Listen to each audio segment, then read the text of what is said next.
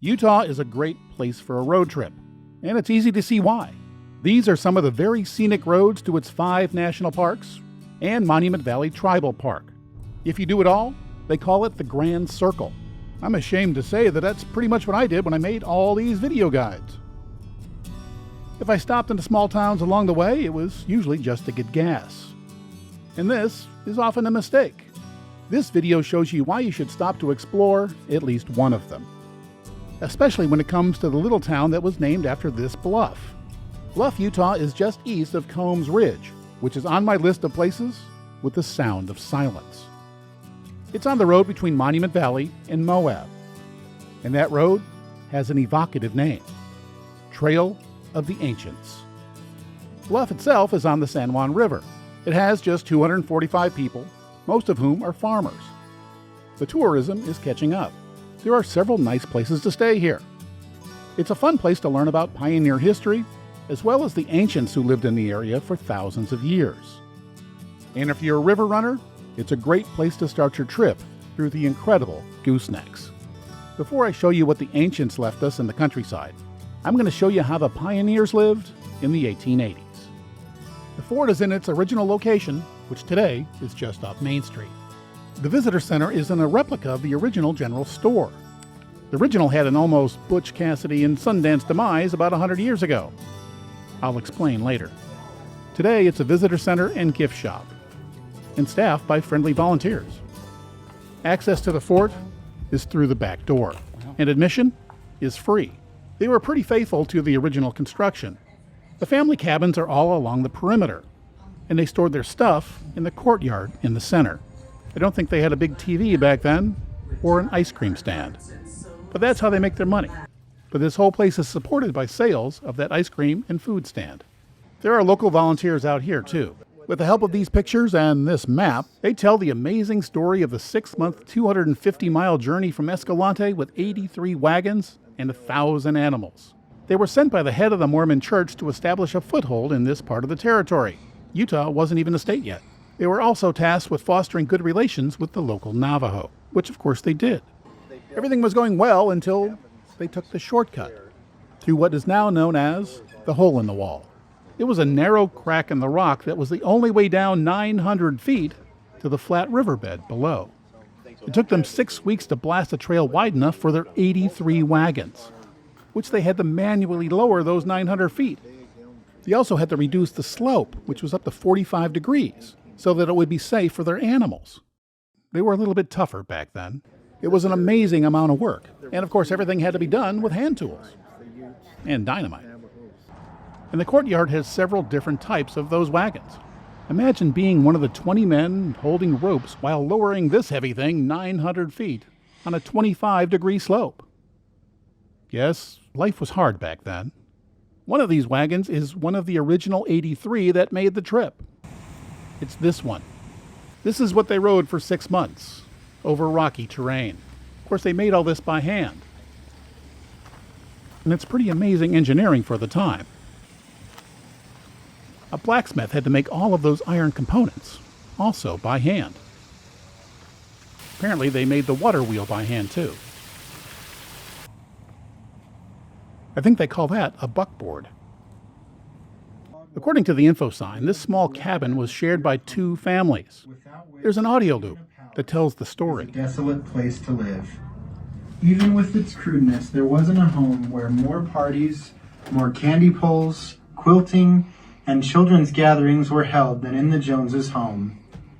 All the cabins are furnished and include photos of those who lived there. And all the furnishings, they're from the period too.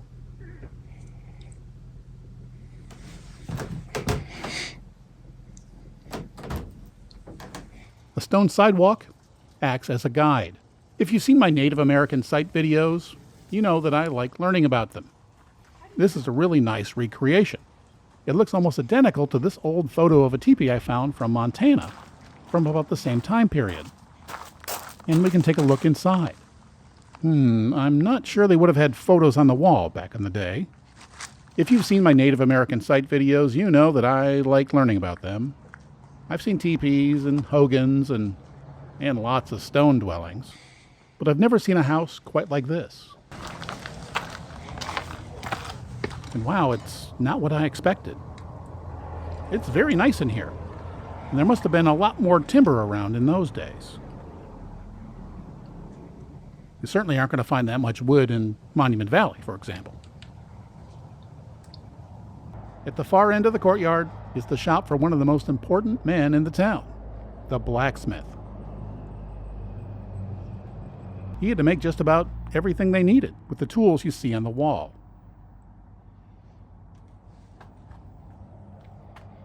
Next to the shop are some of the things he had to make. Again, totally by hand.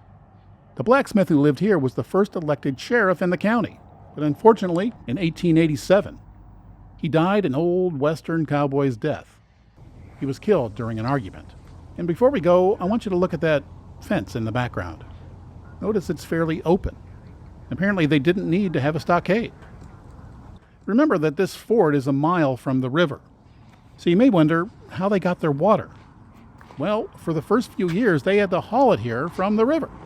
And then finally they got the equipment to dig a well. They hit water just 16 to 20 feet below the surface. And this is that original well. When they did the reconstruction, it was just a pit.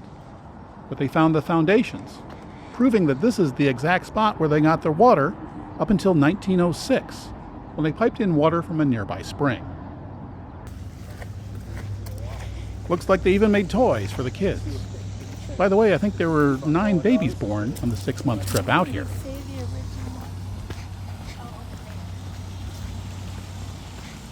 Now I'm going to tell you about the demise of this original building. It's all documented here on this sign. Turns out that this settlement was pretty successful. And they had a lot of money. And they kept it in a safe. And as someone once said, that's where the money is. So in 1925, a bank robber decided he wanted to take it. Much like Butch and Sundance, he used a little bit too much dynamite and blew up the whole building, along with himself. But they were able to salvage the stones, and the new building is built with those stones. I spent about an hour here, and I'm glad that I did. They did a really good job at reconstructing this old fort. And I enjoyed seeing the cabins, the teepees, and since I'm on a road trip, I really found the wagons interesting.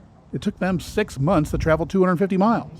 And today, that drive only takes about 4 hours, which is something to think about when I get bored on the highway. It helps you realize just how lucky we are today. But now it was time to head to the rock art panel, and I hope to see some ruins up that wash. On my way out, which of course is through the gift shop, I asked one of the locals if he could give me directions. He took me to a back wall and showed me a map. A couple miles, there's a road that'll take you back along, well, not really along the river. There's several roads in here, but there's one, I think, marked Navajo Road. It turns out the Sand Island Petroglyphs are just a few miles down the road. It's in a BLM recreation area. It has a campground and river access. It's the best way to float through the amazing goosenecks, which I've seen many times from 1,000 feet up at the state park. I've seen lots of rock art panels, and this one, well, it's a little bit faded, but there's lots and lots of petroglyphs here. They're about 800 to 1,000 years old, and they're facing the sun, which is probably why they're faded. They were chipped into the desert varnish. That's what makes them petroglyphs. If they were painted on, then they'd be called pictographs. Now we're going to do a little exploring around Combs Ridge. Google Maps says there's another petroglyph panel here, with an intriguing name, Wolfman. And according to a little flyer I picked up at the visitor center, there's quite a few ruins out here too. Despite the mileage markers, they're still very hard to find. And some of them can only be seen after a significant hike.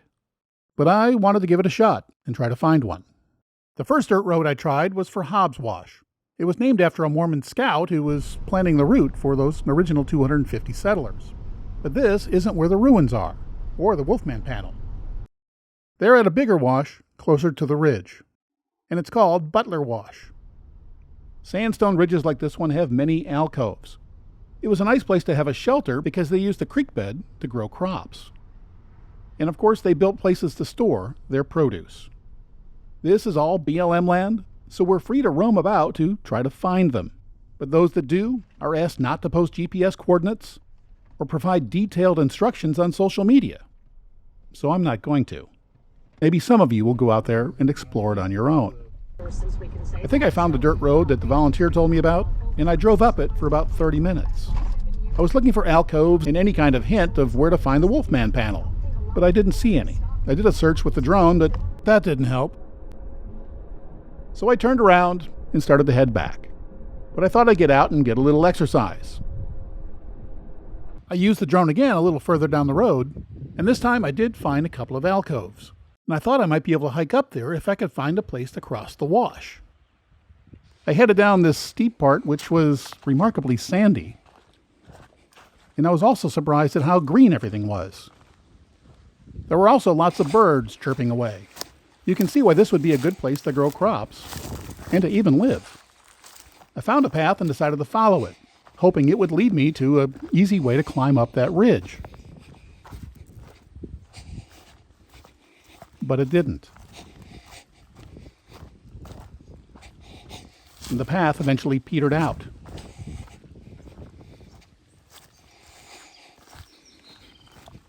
I decided that the wash had defeated me and that it was time to head back. On my way out, I saw a couple of cars and decided to park next to them. Turns out there was a trailhead. Didn't know where it went, didn't really care. It was a nice day, not too hot, and I could use a little walk.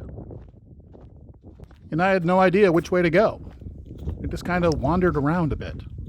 Then I saw looked like a step bridge over a little wash, and decided to take it. I don't know if this means don't go this way or if that means go this way. After some more wandering around, I saw a cairn. There were no human-made sounds, or humans. It's another spot that I can add to my list of places with the sound of silence, which these days is pretty rare. And if you live in a big city like I do, that's a very rare thing. I saw another cairn and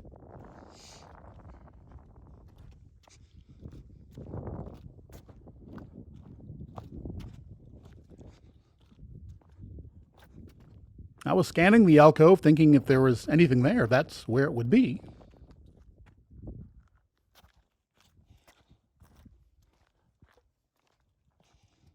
And eventually I saw it. There is an old ruin there. Then I saw some people. I thought about trying to get over there to get a closer look, but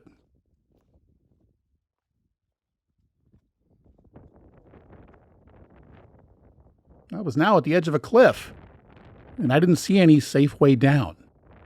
So this is as close as I would get. And by the way, the BLM requests that you don't get any closer than this. I stayed here for a few minutes just to take it all in. And there was no sounds other than the wind, which makes it easier to imagine what it might have been like to live here back in the day. You'd grow your crops down this little gully and store them under that alcove. I've been to lots of ruin sites in national and state parks, but this is the first time I've had to go exploring to find one and it's pretty fun. But I also understand why they don't want too many people to know where these places are. We don't want artifacts taken or walls destroyed. I do wish more would come to places like this. After a few minutes of gawking, I decided to head back. This lizard led the way. I knew the general direction back to the car, but I was still kind of wandering. I've been walking for less than a mile, and I wish I would have recorded more of it, but I didn't. Not until it started getting really interesting and difficult. As you can see, I was able to follow a cairn down here, and there was trails off in the distance. Somebody must be able to get down there. But the trail itself looked like it clung to this wall, if you can really call this a trail. I saw a couple of footprints, so I thought this must be the way. And this part was really tricky. It was quite skinny, and I'm not. It took a minute or two just to squeeze through this one little area.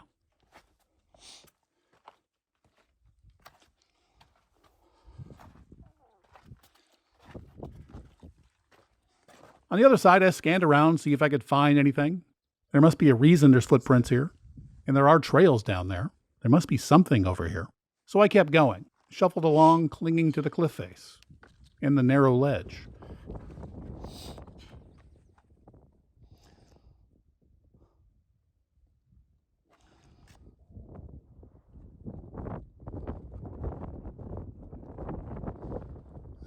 this, is it or not? And that looks kind of tricky.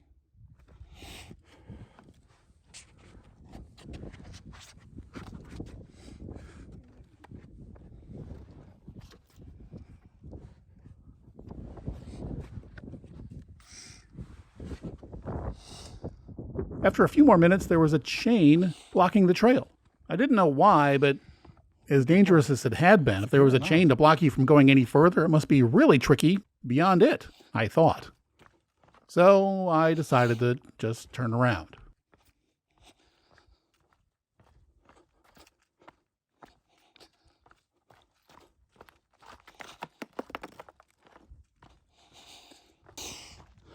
It's a slight rise back up to the parking lot. The folks that I'd seen before were now at their car. Before I could say anything, they asked me if I had seen the Wolfman panel. Apparently they had seen me go off in the other direction. I said, no, I looked for it. I couldn't find it. Where was it? I got to the chain and I stopped and I turned around, I said. And they said, well, you needed to keep going. Turns out there's a second chain. And beyond that chain is the Wolfman panel.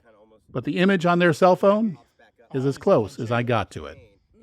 And later in the day, when there was a signal, they emailed me the photo. You meet great folks out here. Okay, that is cool. Everybody you meet out here has something in common. We like exploring. We like adventure. They were from the Durango area and told me about some other places I should check out. You don't want those people doing that over here. And maybe in the future, I will. And I'll make another video guide. Yeah, I've never done that. That's a classic thing. At some point, I'll do that. I'll take the little box. They also told me about this place. It's called the Recapture Pocket. It's just 6 miles northeast of the town of Bluff. It's not a really bumpy gravel road. It's like a mini Goblin Valley, only without the crowds. Road trips in Utah lead to some of the most scenic parks in the country, and I hope this video encourages you to enjoy the journey to them, and that you'll do more than just look at the geologic lunacy out the window. I hope you'll stop along the way, because the chances are you're going to see stuff that you've never seen before. Stuff that will help you appreciate not just the landscape, but also the people who struggle to make it home, especially those from the recent and distant past. Thanks for watching this all the way to the end. And please click that like button, and if you really want to help the channel survive, click subscribe. And if you're planning a trip, consider clicking super like. Thanks again.